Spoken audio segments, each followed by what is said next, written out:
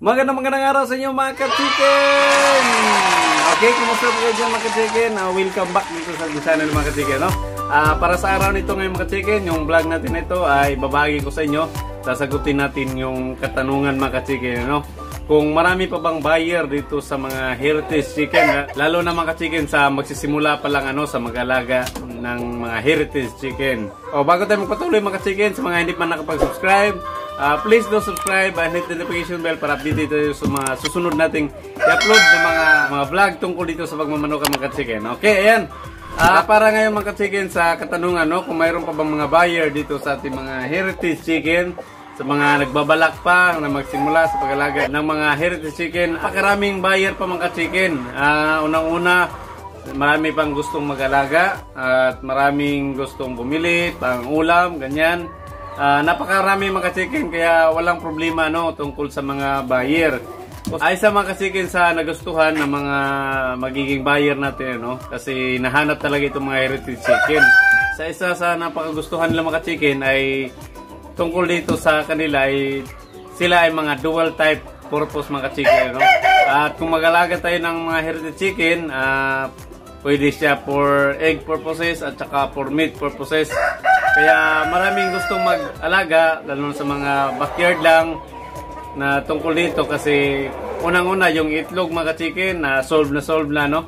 Kung gusto na pang ulam araw-araw, lalo na sa may mga estudyante, ganyan mga ka-chicken. At dito mga ka-chicken, base sa experience ngayon, napakarami talagang naghahanap pa ng mga gustong bumili ng mga heritage chicken. Mapapure man yan o crossbreed mga ka-chicken.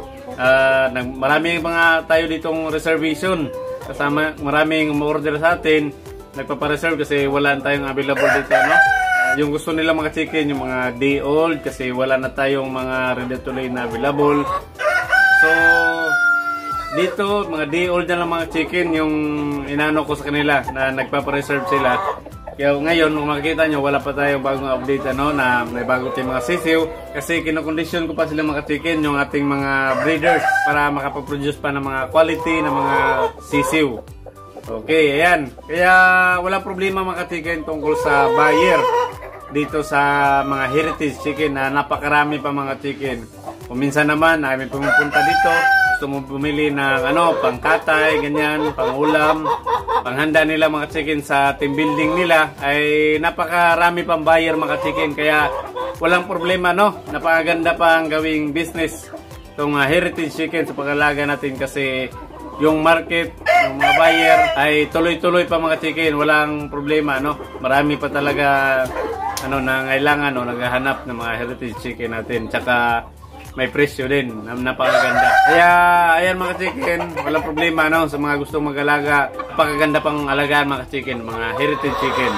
Bukod sa kikita tayo, ay magkakaroon pa din tayo ng pangulam natin, pangkonsumo, o ganyan mga chicken. Depende kung ano yung purpose natin mga chicken sa pag-alaga. Kasi sa pag-alaga natin mga heritage chicken, dapat alamin natin kung ano ba talaga yung purpose natin, kung bakit tayo mag-alaga ng mga heritage chicken. Kung gusto lang ba natin na pang-ulam o gusto natin magbenta, alamin natin kung ano yung purpose natin mga chicken. Kung sa karne man o sa itlog. Okay, ayan. Kaya wala problema mga chicken.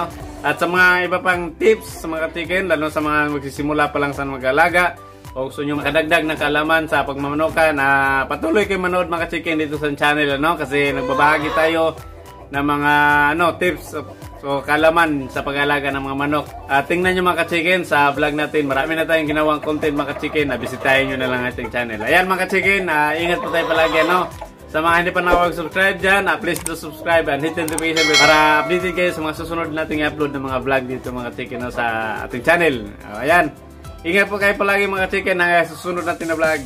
Ingat po tayo palagi, God bless. Thank you.